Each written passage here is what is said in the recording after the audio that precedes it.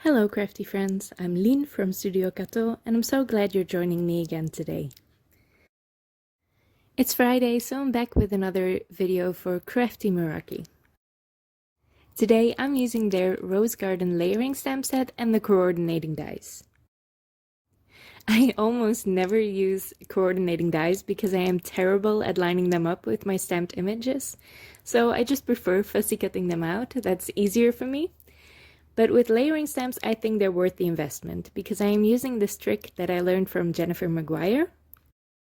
I saved the negative space from die cutting some of these images and I covered the back of the negative space in purple tape. So the sticky side of the purple tape is showing through the openings, and that's where I'll place my die cuts. So I can tape this piece into my Misti and it ensures that I'll stamp in the same spot every time. So I can just place the die cuts I already made into their negative spaces. So they're always in the exact same spot in my Misti.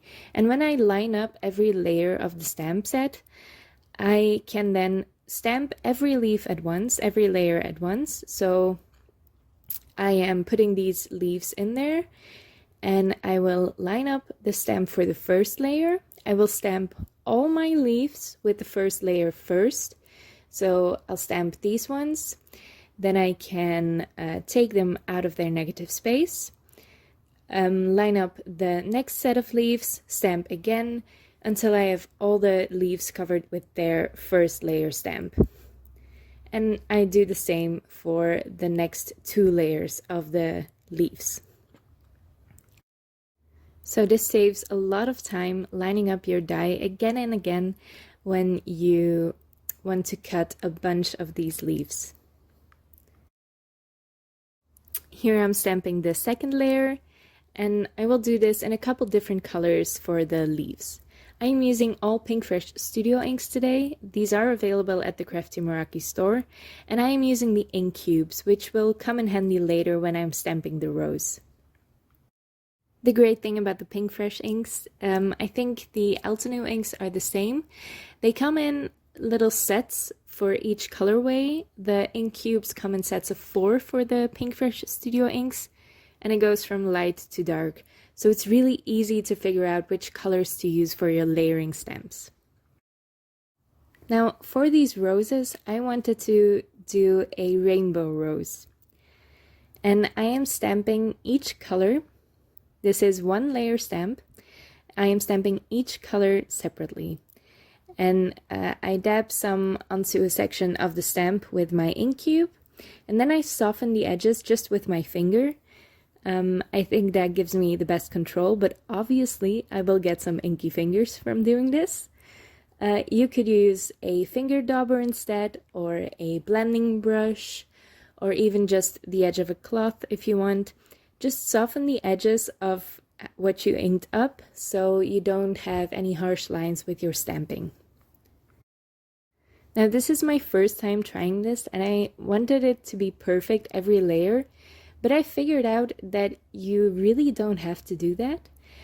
Layering stamps, if you want to do a rainbow image, are extremely forgiving. Because you're going over the image 4 times with 4 different layering stamps, you will overlap the colors 4 times and they won't be exactly the same every single time, which actually helps to get a nice rainbow blend. So I'm making a couple of different roses here. I'm not showing all of the stamping. I did a lot of these and I won't use all of them on this card. But I thought it would be helpful to show you again. So I'm inking up the stamp in sections. I do the orange first. Which color you start with doesn't really matter, but I just chose the orange first. And this is why it's handy that I'm using the ink cubes and not full-size ink pads. I can just directly go to the stamp with my ink cube because it's quite small, so I'm not too worried about inking up too much. But when you do this in sections with an ink cube, you will have a very defined edge of where your ink cube ended, so where your color ended. You will have a corner of the ink cube, And to soften that up, I am just dabbing the ink away a little bit on the edges with my finger, because I think that gives me the best control. You will get dirty fingers doing this. You can use a tool, like I've mentioned before, but it is necessary that you soften the edges somehow, even if you're not using a finger. Now, as you saw in the jump cut, these inks dry back quite a bit. They soften up and they dry more evenly than they were applied. So any harsh streaks that you got will even out a little bit once they dry. This is the third layer of the stamp set, so I'm using the third darkest inks in each of these ink cube sets. I will list all of the ink colors below in the description if you're curious about which colors I used. As you can see, this is one of those techniques that comes together more and more as you go on in the process. The first layer didn't look like much, not even the second layer in my opinion. But right now it's looking a lot better. The blend is becoming smoother because you're layering colors on top of other colors with the different layering stamps. So it becomes a nicer rainbow blend. And that's really the beauty of this technique. As you build up layers, you build up your rainbow blend, and it just becomes so beautiful. This does take a little bit of time because essentially what I'm doing is I am stamping each layer, which there are 4 of for these roses. I'm stamping each layer down 5 times. So it takes me 20 stamps to make this rose. And I made a bunch of them. And I'll probably never use them. They will sit in my scrap drawer for ages until I finally throw them out.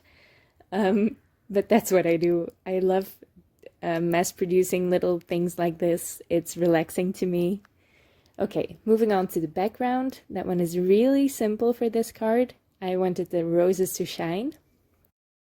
So I'm using the layered Sunburst stencil by Pinkfresh Studio, but I'm only using the 3rd layer.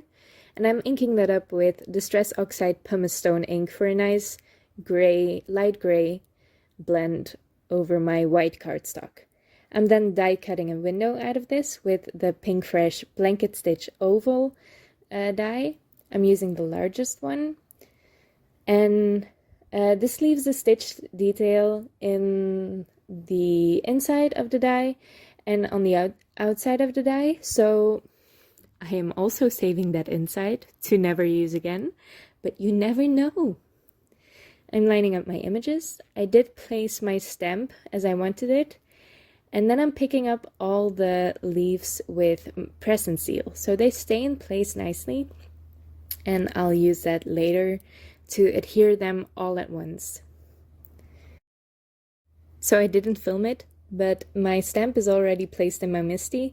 I placed it when I arranged my images, then placed my card with all the images on it and the stamp on it in my Misti, picked it up with the door, and now I am stamping it in Versafine Onyx black ink, and I'll be clear embossing this with Wow Clear Gloss Superfine Embossing Powder.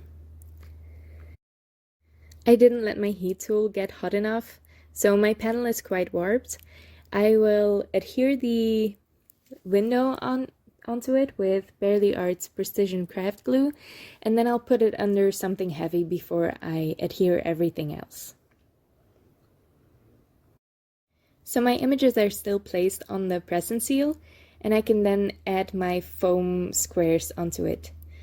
I am not adding foam squares to the entirety of all the leaves. I am leaving the top half of the leaves free of any adhesive, so I can zhuzh them up a little bit. Just bend them upwards a little bit to give some schwung to them. A lot of weird words in this one. So you just hold the press and seal over it and then press down on your roses. And be a little careful when pulling up the press and seal. It's not really adhesive that's on the back of this thing. I'm not really sure how it holds all the images in place, but it does adhere strongly enough that it sometimes pulls up a little bit of the paper. I'm not sure if this is just the paper I'm using. Oh, I didn't mention actually. I'm using Clairefontaine DCP 250 GSM paper. But yeah, it does tend to pull up the paper sometimes, so I am really careful when pulling away the present seal. So I'm playing around with the sequins here. I always say it wrong. These aren't sequins, this is confetti. This is the Studio Katja Majestic Confetti. And I went through a bunch of different placements for this, different arrangements for this, until I was happy with it. And then I adhere it with the Barely Art Precision Craft Glue. Again, all the supplies are listed in the description below if you're curious about which stamps I'm using, which stencils I'm using.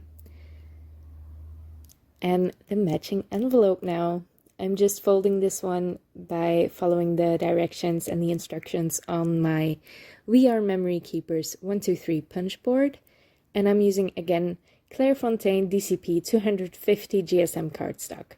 This is a really nice but cheap cardstock. It's super smooth, very white, and it handles the ink really well.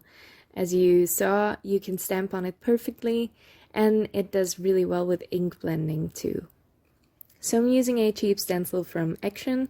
I think Simon Says Stamp has a similar one. It's not at all the exact same, but it's similar enough that you could use it as a substitute.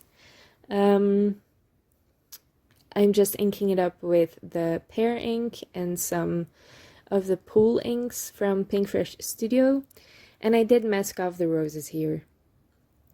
And then I'll mask off the areas directly around the roses and do a simple rainbow blend there, using some of the same inks I've used on the card. Again, not showing all of the blending because it is quite repetitive, but yeah, it did take me a while to do this entire envelope, but I think it was worth it.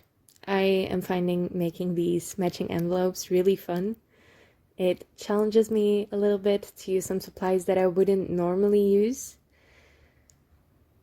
like this stencil. I've had it for ages, never used it. And then I can just peel it off and assemble my envelope with the Barely Art Precision Craft Glue. Finally getting used to saying that name.